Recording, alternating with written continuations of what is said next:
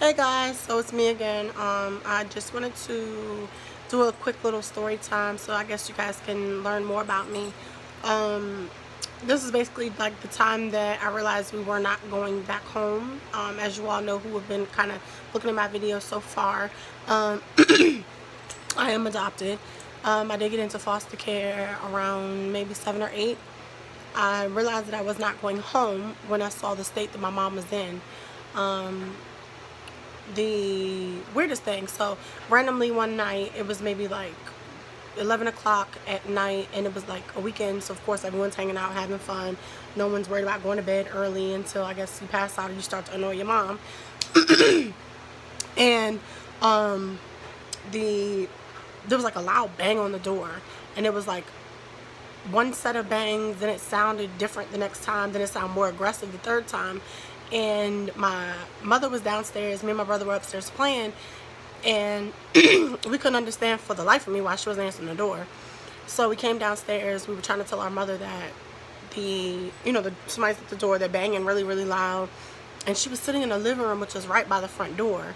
And she didn't budge, she didn't move. She was kind of like zombie-ish. She was just sitting blank with a blank stare. So only thing I remember her doing was pointing like this to the door. And I was the oldest, so I went to the door.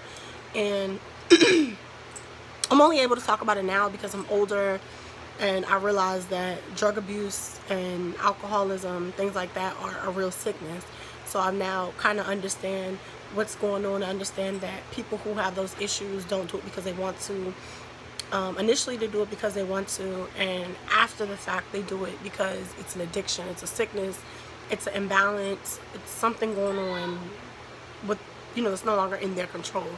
So like I said, she was pointing to the door. She was basically giving me the inkling to go to the door. So I went to the door, and there was police officers and badges, and that's all I remember seeing. Then I saw an older white lady, and she says, "Where's your mother?" And they kind of pushed past me.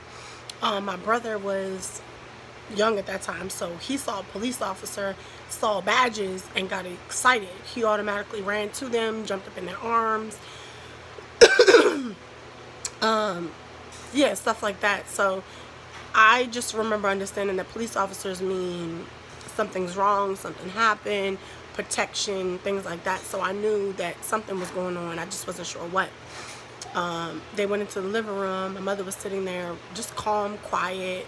She wasn't really saying anything, which is not really normal for her. She'd always been really good at hiding whatever the situation was. We just knew that my mom had quiet times, certain times. She was really nice. She was always sweet. She was always patient. So it was never really like, sometimes people have drug addictions and they're like spazzing all the time, or they're always upset and they're always mean, they're always rude. She was never like that. She was very pleasant, peaceful, quiet.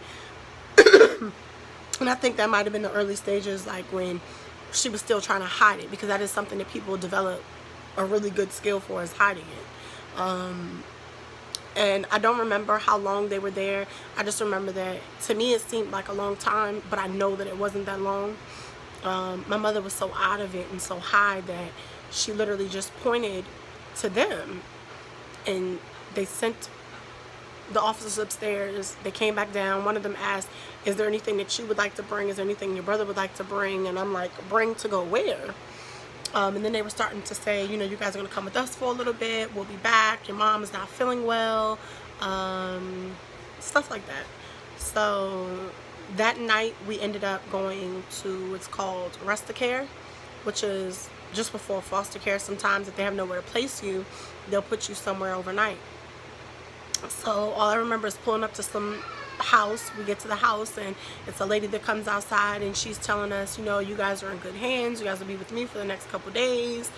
They told us their name, and then a couple days later we spoke to my mom, and she was saying that the police have taken you guys.